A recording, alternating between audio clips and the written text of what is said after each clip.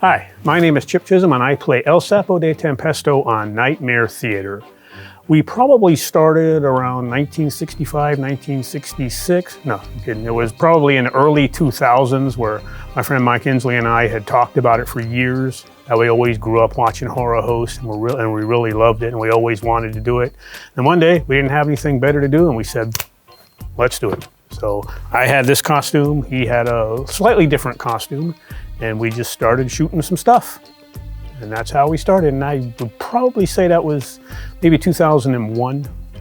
Well, El Sapo de Tempesto is the manservant to the famous man about town and table tennis legend, the Baron Mondo von Doren, and my primary job is finding movies, and I never seem to get that right, and I always have to come up with a crazy story for why I don't have the movie, and that's usually, yeah, all those stories are true, by the way. I don't make any of that up. That's really stuff that happens to me. I really go through all that stuff I'm talking about, and so it's nothing is made up there. It's all hand to God, honest truth.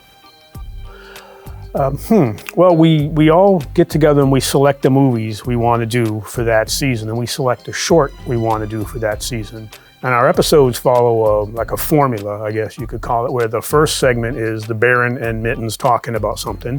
It could be a TV show that happened in the 60s or the 70s, or a commercial or some type of cultural phenomenon. And then the Baron notices the camera and introduces the show, and I come in without a movie and I have to explain where I've been, and then I go find a movie.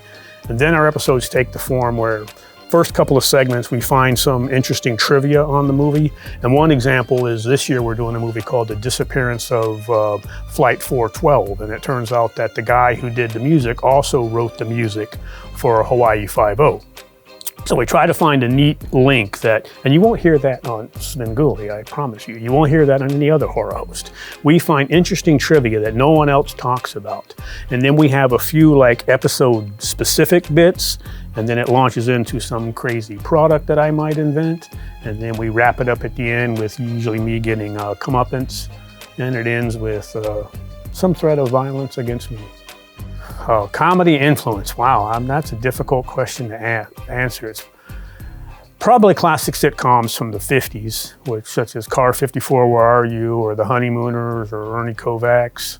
But for me, it's also a lot of old-time radio shows like Jack Benny, for example. I love that.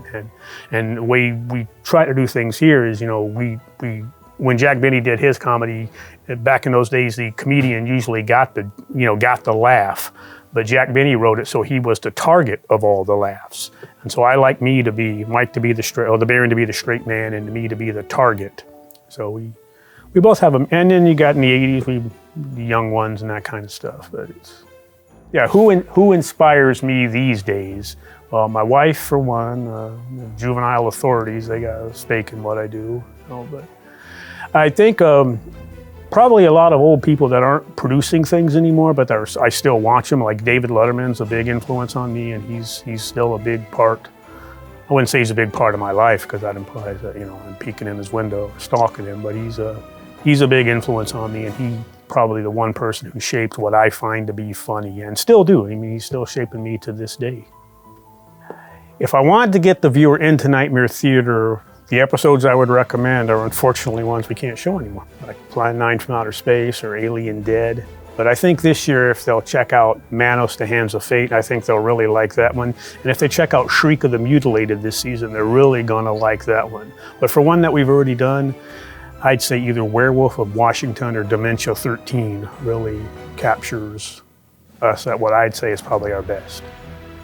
Hi, my name is Chip and I play El Sapo, and if you're bored one night and you have nothing better to do, check out Season 4 of Nightmare Theater, coming to a TV station near you.